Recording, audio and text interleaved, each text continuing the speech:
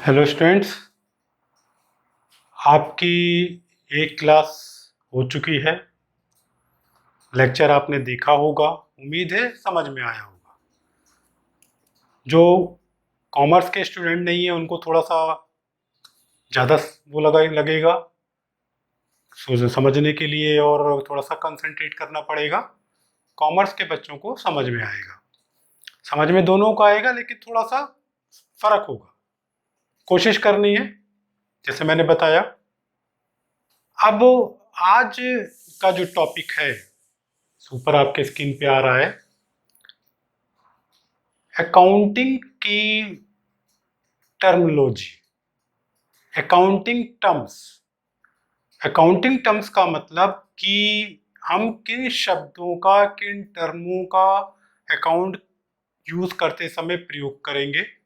देखिए, दोनों लेक्चर जो भी कल हुआ आपने पहले देखा, और जो मैं अभी बता रहा हूँ, दोनों थ्योरेटिकल है। बहुत ज़्यादा आपको इस पे मंथन या बहुत ज़्यादा समझने का वो नहीं है। आपको इन चीज को माइंड में सेट कर लेना है कि अच्छा ये होता है। अभी जो पिछले क्लास में था वो टोटल थ्योरेटिकल था, थोड़ा समझ में आया नहीं आया चल जाएगा। आज का जो लेक्चर है उसमें टर्म्स है। टर्म्स वो शब्द आप बार बार यूज करोगे। बार बार यूज का मतलब कि आपको हर टर्म का एक यूज होगा। आपके माइंड में ये होना चाहिए ये टर्म इसलिए यूज हो रहा है, नहीं तो कंफ्यूजन, आपको फिर पीछे जाना पड़ेगा। अच्छा ये होता है, तो मैं जो बोल रहा हूँ माइंड सुनिएगा और माइंड में सेट करिएगा। जब हम टर्म्स की बात करते हैं तो अकाउंट्स, या हम किसी भी तरह की लेन देन की बात करते हैं, ट्रांजेक्शन्स की बात करते हैं, तो वो कहाँ होता है? तो वो टर्म पहले यूज होता है, हम कहते हैं बिजनेस। बिजनेस यानी व्यापार। तो बिजनेस में क्या है? Business single firm, multiple firms, तो कई सारा जो काम करने के लिए आप अलग अलग ब्रांचेस खोलते हैं और उसको आप अपना स्प्रेड करते हैं all over the city, all over the India, all over the pan India, तो वो आपका बिजनेस होता है। तो प्रॉफिट अर्न करने के लिए जो काम आपने शुरू किया, अपनी ब्रांचेस ओपन की काम के लिए, आपका अगर मैन्युफैक्चरिंग है, मैन्युफैक्चरिंग यूनिट्स डाली, आपका स्टॉक है तो आपने स्टॉकिस्ट हैं तो आपने बड़े बड़े स्टॉक आपने खोले, तो वो जो आप अपना काम कर रहे हैं एक प्रॉफिट अर्न करने के लिए, that is called the business. और हर बिजनेस में फाइनेंशियल अकाउंटिंग का इन्वॉल्वमेंट होता ही होता है। टैली का उसको यूज करना ही पड़ेगा, वो मैंडेटरी है, छोड़ नहीं सकते। एक टर्म है ट्रेड। बिजनेस के अंदर जो हम छोटे छोटे काम करते हैं, सेल करना, परचेज करना, इंपोर्ट एक्सपोर्ट, तो ट्रेड क्या कहलाता है? ट्रेडिंग बिजनेस के अंदर आता है, ट्रेड बिजनेस के अंदर आता है। तो कई सारे ट्रेड मिलके आप अपना एक बिजनेस बना लेते हैं। तो ट्रेड का मतलब कि एक पार्ट में एक चीज का लेन देन, एक सेल परचेज, किसी दूसरे पार्ट में दूसरा सेल परचेज दूसरे आइटम का, that is called the trading. क्या हम ट्रेडिंग कर रहे हैं? ट्रेडिंग किसी बिजनेस के अंदर ही होती है। ठीक है, तो ट्रेड आपका बिजनेस का एक छोटा प्रारूप है। फिर आता है आपका प्रोफेशन। प्रोफेशन या प्रोफेशनल कॉमन सा शब्द है, ज्यादातर सब जानते होंगे।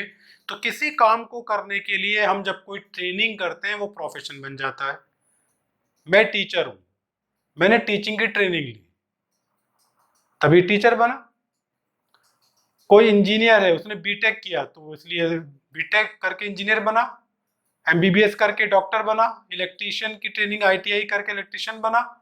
तो प्रोफेशन, अगर आप प्रोफेशनल बनना चाहते हैं, कहते हैं मैं कोई प्रोफेशनल बनना चाहता हूं, या प्रोफेशन क्या होता है, तो किसी ट्रेनिंग को करके किया जाने वाला काम प्रोफेशन कहलाता है। प्रोपराइटर किसी भी बिजनेस का या फर्म का ऑनर, मालिक, आपका प्रोपराइटर कहलाता है। उसके प्रॉफिट और लॉस का जिम्मेदार वो स्वयं होता है। मैं इस फर्म, इस इंस्टीट्यूशन का प्रोपराइटर हुआ, इसमें इसके लाभ हानि, इसके प्रॉफिट लॉस की जो जिम्मेदारी है वो मेरी है। ठीक है, तो जो भी ऑनर होता है उसको हम प्रोपराइटर बोलते हैं। फिर है शब्द कैपिटल। कैपिटल होता है आपका जो पैसा और फर्नीचर बिल्डिंग आप बिजनेस में लगाते हैं, कमेंस करते हैं, शुरू करने के लिए जो भी कुछ आपने लगाया, दैट इज कॉल्ड कैपिटल। आपने 1 लाख रुपए से अपना बिजनेस शुरू किया, दैट इज कॉल्ड कैपिटल। ठीक है, तो कैपिटल में आपका फिक्स्ड एसेट यानी आपकी बिल्डिंग फर्नीचर भी आता है और आपका कैश भी आता है। तो पूंजी बिजनेस शुरू करने का लगाया गया पैसा कैपिटल कहलाता है। एसेट्स संपत्ति। एसेट्स किसी भी कंपनी का बहुत महत्वपूर्ण पार्ट है। जिस कंपनी के जितने ज़्यादा एसेट्स होंगे वो अच्छी कंपनी कहलाती है। जिसके एसेट्स बहुत कम है या एसेट्स वो नहीं बना पा रहा है तो वो कंपनी स्ट्रगलर कंपनी कहलाती है। एसेट्स में हमारे दो तरह की एसेट्स आते हैं, फिक्स्ड एसेट और करंट एसेट। फिक्स्ड एसेट वो हैं जो लंबे समय तक आपके बिजनेस में या आपके कंपनी में यूज होते हैं। वो कौन कौन से होंगे?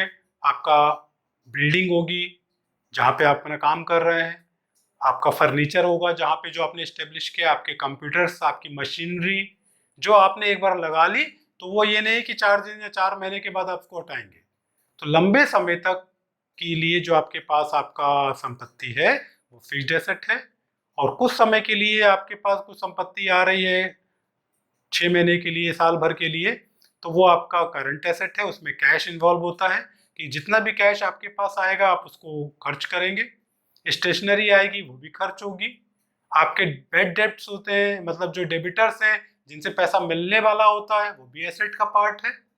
ठीक है, तो ये आपका करंट है जो आपके लिए पास कुछ समय के लिए होता है, इंपॉर्टेंट है, आगे और डिस्कस करेंगे इसके बारे में। लायबिलिटीज। एसेट मैंने बताया एक संपत्ति जो आप बना रहे हैं अपने लिए। जब कोई फर्म या बिजनेस शुरू करते हैं तो हमको लोन लेना पड़ता है, लोगों से उधार भी सामान खरीदना पड़ता है बेचने के लिए। तो इस तरह का काम जो लोन और उधार के फॉर्म में आपके पास है वो आपकी लायबिलिटीज बन जाती है। कोई भी लायबिलिटी ऐसी नहीं होनी चाहिए कि आप उसको पूरा नहीं कर पा रहे हैं। अगर लायबिलिटी आप पूरी नहीं कर पाएंगे तो कंपनी खराब उसमें जाएगी, खराब इसका एक रेटिंग होगी। तो लायबिलिटी मिनिमाइज होती है, एसेट मैक्सिमाइज होते हैं। लॉन्ग टर्म लायबिलिटीज जो आपने बड़े बड़े लोन लिए हुए हैं, कंपनी 25-25 लाख 50-50 लाख का लोन लेती है, फिर उसको इंस्टॉलमेंट में पे करती है, वो लॉन्ग टर्म लोन होते हैं, लायबिलिटीज होती हैं। शॉर्ट टर्म लायबिलिटीज होती है जो आपके क्रेडिटर्स हैं जिनको आपको पैसा देना है महीने 2 महीने के अंदर, वो आपकी शॉर्ट टर्म लायबिलिटीज होती है जो कुछ समय में आपको पे करना ही करना, that is called the short term liabilities. ये दो इंपॉर्टेंट टर्म है, एसेट, लायबिलिटीज। ये आपको बार बार अकाउंट में यूज करने होंगे, बैलेंस शीट के समय और ट्रायल बैलेंस के समय सब जगह इनका यूज होगा। तो इसको थोड़ा सा आप अच्छे से पढ़िएगा एसेट और लायबिलिटीज के बारे में। फिर आता है ड्राइंग। जब ऑनर या मैं फर्म का ऑनर हूं, मैं अपने खर्चे के लिए कंपनी वाले से कुछ पैसा ले रहा हूं, अपने मोबाइल को रिचार्ज कराने के लिए, अपने पेट्रोल एक्सपेंसेस के लिए, तो अकाउंट में वो एंट्री ड्राइंग में जाती है। तो ऑनर द्वारा किया गया खर्चा ड्राइंग कहलाता है। गुड्स, जब आप स्टॉकिस्ट होते हैं, सामान बेचने के लिए जब खरीदा जाता है, दैट इज कॉल्ड गुड्स। ठीक है, फिर परचेज जो आप खरीद रहे हैं, सेल जो आप बेच रहे हैं, परचेज रिटर्न जो परचेज किए आपने, खराब हो गई या गलत खराब आपका माल आया आपने वापस कर दिया, that is called purchase return. Cell return जो आपने माल बेचा वो खराब निकला वो आपने वापस मंगा लिया, that is called sale return. इन शब्दों का आपका यूज बार बार अकाउंट्स में होगा। ठीक है, तो इसके अलावा भी कुछ शब्द हैं वो अभी मैं आपको डिस्कस करता हूं। अगला पॉइंट है स्टॉक। स्टॉक का मतलब होता है these are those goods which are left unsold in the business at the end of the year. भाई जो सामान हमारा साल के अंत में बच गया, हमें मालूम में देखना है कि कितना क्या है, क्या रह गया, तो जो बचा हुआ सामान है या जो आपने सामान मंगाया है बेचने के लिए, वो सब मिला के कितना सामान है, called the inventory. Inventory control के नाम से जाना जाता है अकाउंट्स में, that is called the stock. Revenue, total income, total जो सामान बेचने में पैसा आया, उसमें खर्चे नहीं जुड़े होते, वो रेवेन्यू कहलाता है, इसमें खर्चा ना जुड़ा हुआ। ठीक है। एक्सपेंसेस, जो भी हम अपने काम को करने के लिए बिजनेस में डेली रूटीन खर्चे करते हैं, छोटे मोटे खर्चे जिसको इन्वॉल्व होते हैं उसमें, वो सारे एक्सपेंस कहलाता है। खर्चा जिसमें कोई सामान मंगाने का भाड़ा हो गया, बिजली का बिल हो गया, इस तरह के छोटे छोटे डेली बेसिस के जो खर्चे हैं वो एक्सपेंसेस कहलाते हैं। एक्सपेंडिचर, जब आप कोई बड़ा खर्चा करते हैं, मशीनरी मंगाते हैं, वो फिक्स्ड एसेट के फॉर्म में है, ठीक है, जो बड़ा हो, कभी कभी होता है, that is called the expenditure. फिर आपका होता है इनकम। इनकम का मतलब हुआ, मैंने जैसे कहा रेवेन्यू हुआ पूरे साल का, इतना पैसा मुझे सेल करने पर मिला, उसमें खर्चा नहीं है। आपने इसका खर्चा हटा दिया, 1 लाख की सेल हुई, 25,000 खर्चा हुआ, 75,000 बचा, वो आपकी प्योर इनकम हुई। तो इनकम का मतलब कि खर्चे हटा के जो हमारे पास बचत हुई वो आपकी इनकम है। लॉस, मैंने बताया रेवेन्यू 1 लाख का, खर्चे 25,000, 75,000 इनकम। फिर दूसरी तरह समझे, 1 लाख हमारी रेवेन्यू, 1.25 लाख, 1,25,000 खर्चे, तो इनकम कितनी, -25,000। तो अगर इनकम माइनस में जा रही है दैट इज कॉल्ड लॉस। ठीक है, तो ये पता है इनकम कम है, रेवेन्यू कम है, खर्च हमने बहुत ज्यादा कर दी, तो वो आपका लॉस कहलाता है। गेन, जो इनकम पार्ट है, इनकम से हमने जो और एसेट बनाए, मशीनरी खरीदी, कुछ और नई चीज बनाई, जमीन खरीदी, वो आपका गेन कहलाता है। ठीक है। एक मॉनेटरी रिसिप्ट होती है किसी भी बिजनेस ट्रांजैक्शन के अगेंस्ट में, मॉनेटरी रिवार्ड जिसे बोलते हैं, कि आपने एक फायदा, एक प्रॉफिट लिया और उसका कुछ आपने अपनी कंपनी में बढ़ाया, एक ब्रांच खोल ली, या आपने कोई एक मशीनरी एक नई लगा ली, वो गेन का पार्ट कहलाता है।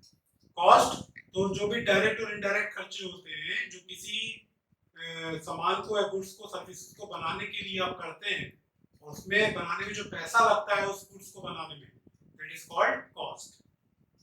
डिस्काउंट, छूट होती है, जो आप छूट दे रहे हैं, ट्रेड डिस्काउंट मतलब पूरा एक प्रोडक्ट में पूरा छूट, कि आपने पूरा एक सामान खरीदा तो इस पूरा आपको एक इसमें इतना पैसा छूट है, इसका ट्रेड डिस्काउंट। तो किसी आइटम में, किसी में फुटकर जो छूट होती है, इसका कैश डिस्काउंट, जो हम लोगों को मिल जाती है, 5% 10% जाते हैं, किसी प्रोडक्ट को खरीदते हैं, कुछ कपड़ा खरीदते हैं, उसमें जो छूट मिलती है, इसका कैश डिस्काउंट। इसी तरह से तो अब जो मैं बताने जा रहा हूँ वो बहुत इंपॉर्टेंट है, बार बार यूज होगा, इसका डेबिटर क्रेडिटर। मैंने बताया कि हम जब सामान बेचते खरीदते हैं तो उधार भी होता है, किसी से उधार खरीदा, किसी को उधार बेचा, तो जिस पार्टी को आप उधार दे रहे हैं और उनसे पैसा लेना है आपको कुछ समय के बाद, that is called the debtor. वो पार्टी या व्यक्ति वो डेबिटर हुआ।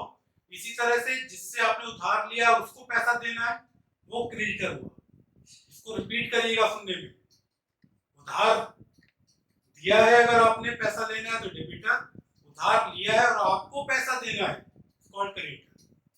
बार बार यूज होंगे, कंफ्यूज मत होइएगा, फिर से सुन लीजिएगा।